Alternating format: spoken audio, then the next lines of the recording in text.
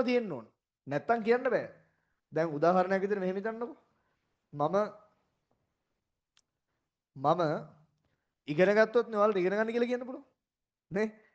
මම උපාධියක් සම්පූර්ණ කරොත් හරි උපාධියක් කරොත් හරි කැම්පස් යන රිසල්ට් එක දැම්මොත් නේ ඔයාලට කැම්පස් යන රිසල්ට් එකක් දාන්න. එතකොට ඒකේ ප්‍රතිලාභ ලැබෙනවා කියලා කියන්න පුළුවන්. එතකොට ඔයාලා ඒක විශ්වාස කරන්නේ? නැත්නම් විශ්වාස කරන්නේ නැහනේ. හොඳට ඉගෙන ගන්න කියන එකේ ප්‍රතිඵලයක් තියෙනවා කියලා විශ්වාස කරන්නේ එහෙම ඉගෙන ගත්ත කෙනෙක් කිව්වොත් නේ. ඒ වගේ මංගාව තියෙන්න ඕනේ මෙයාලා ගේන එක ඇත්තටම තියෙනවද කියලා බලන්න සාම්පල් එකක් මංගාව තියෙන්න ඕනේ ඇත්තටම සිනමැල්ලේ. නැත්තම් මට ගෙස් කරලා කියන්න බෑ. ඒකෙන්ද මංගාව තියෙනවා ඇත්තටම සිනමැල්ලේ හිට තියෙන සාම්පල් එකක්. මේකේ තියෙන සිනමැල්ලේ හිට විතරයි. ඒක නිසා මම මේකට කියනවා පාලක සාම්පලය කියලා. පාලක සාම්පලය කියලා කියනවා. හරි? මේකේ තියෙන පාලක සාම්පලය. මේ අර ඉගෙන ගන්න ඕනේ කියද්දි මට මතක් වුණේ පෙරේදා නුවර පන්ති වල මම මාලිගාවට ගියා. යනකොට මේ එතන වාහනේ ගාව කොල්ලෙක් හිටියා. දැන් 6:00 විතර මං ගියේ. ඒ වෙලාව වෙනකම් හිටියා වාහනේ ස්ටාර්ට් කරනකම් සද්ද අහන්න ඕනේ කියලා. ඊට පස්සේ මේ අපි මාලිගාව වෙනවා කියලා දැනගත්තට පස්සේ ඒගොල්ලෝ කිව්වා අනේ සර් මාව රවුමක් දාගෙන යන්න මාව මාලිගාවට දාගෙන යන්න මෙහෙම කියලා කිව්වා. ඊට පස්සේ මට පව් හිතුණා. මාත් යන සර් කෙනෙකුත් හිටියා. ඊට පස්සේ සර් එක කතා වෙලා ඒ වාහනේත් අරගෙන දැන් වාහන 4ක් විතර තිබ්බා. මගේ වාහන 2ක් තිබ්බා. ඒ සර්ලා දෙන්නෙක්ගෙත් වාහන 2ක් තිබ්බා. අපි හතරම මාලිගාවේ ගියා. ඒ යනකොට දැන් අපේ තව සෙට් එකක් හිටියේ. එයාලත් දැන් අපි 15ක් විතර ගියා මාලිගාවට. ඊට පස්සේ ගිහිල්ලා දැන් යනකොට දැන් ඌ වාහන ගෙන එන ආසයි ඌත් වාහනයක් ගෙදර හදනවා. ඒවත් පෙන්න ගියා. එනකොට තව කොල්ලෙක් ආවා මාත් එක්ක.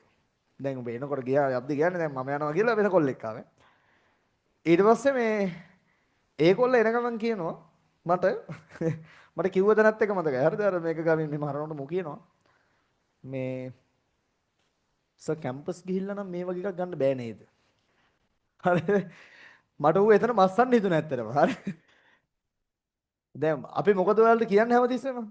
ඉගෙන ගන්න කියලානේ. ඉගෙන ගන්න එකේ පියවර ටිකක් තියෙනවනේ බං. පළවෙනි එක කැම්පස් යන්න බෑ අනිවාර්යෙන්.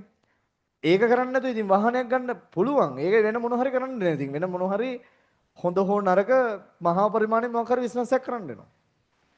නේ? නැත්තම් බෑ ඉගෙන ගත්තොත් ලේසි.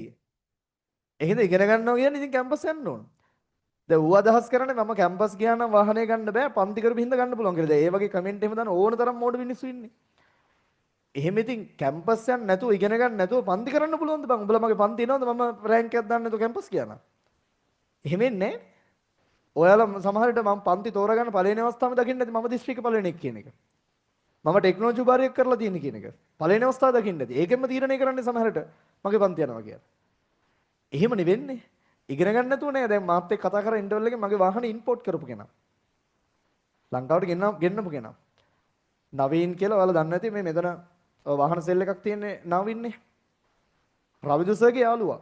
එක පන්තියේ යාළුවා. දැන් ගොඩක් අය හිතන්නේ ටියුෂන් කරලා වාහන ගේන්න පුළුවන් කියලානේ. උට තියෙනවා ජපන් වල ලැම්බෝගිනි 3ක්.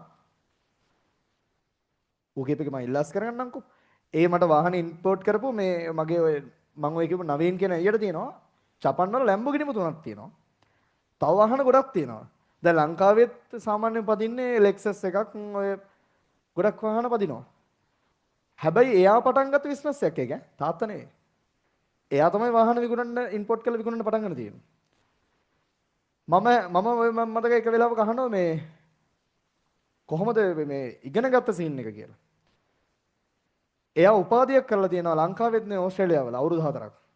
අවුරුදු 4ක් ඕස්ට්‍රේලියාවේ උපාධියක් කරලා බිස්නස් සම්බන්ධයෙන් උපාධියක් කරලා ලංකාවට එලා තමයි බිස්නස් එක පටන් ගන්න තියෙන්නේ. දැන් අද කොහොමද? ලැම්බෝගිනි 3ක් නිකන් එන්නේ නැහනේ. ලංකාවේ දැන් අද ටියුෂන් ශේෂ්ත්‍රීය ඉන්න ගුරුවරු ගත්තොත් මට වාහනේ දුන්නා. ගිහාන්සගේ වාහනේ ගත්තේ එතනින්. සෝලෝසගේ වාහනේ ගත්තේ එතනින්. ලසන්සගේ වාහනේ ගත්තේ එතනින්. නදීෂ කොර්ලසගේ සගේ වාහනේ ගත්තේ එතනින්. ඊට පස්සේ තව ගොඩක් සෙල්ල හිටියා. රවින්සගේ වාහනේ ගත්තේ එතනින්. ඊට පස්සේ accounting තව සර් කෙනෙක් ගත්තා. සර්ලා සෑහෙන බරතෝගයක් වාහන ගත්තේ ඇයිද? අපිට පිස්සුද බං එයාගෙම වාහන ගන්න? එයාගේ මොකක් හරි ප්‍රතිලාභයක් තියෙන දේ අපි ආයින් ගන්න. එතකොට ඒකේ ප්‍රතිලාභයක් අපිට දෙනවා වගේ මෙයාටත් ලාභයක් තියෙනවනේ. එතකොට ඒකෙන් දැන් හිතන්න අපි අවුරුදු ගණනක් පන්ති කරලා ලක්ෂ ගණනක් සල්ලි හොව කියන්නකෝ. ලක්ෂ 100ක් හොව කියන්නකෝ. සමහරට එක වාහනේ දෙකකින් ඔය වාහන විකුණන කට්ටිය මේ ගාන හොයනවා. ඒකට එයා ඒ වෙනුවෙන් කැපයලා තියෙන්න ඕන. ඒකට ඒ වෙනුවෙන් එයාට ලැබීමක් තියෙන්න ඕන. ඒකට ඒ වෙනුවෙන් උනන්දුවක් තියෙන්න ඕන. මම දැන් ඔය මේ වාහනේ මේ විකුණන තැනට ගිහිල්ලා තියෙන කිහිප වතාවක්. දැන් එයානේ ඒක ඕන.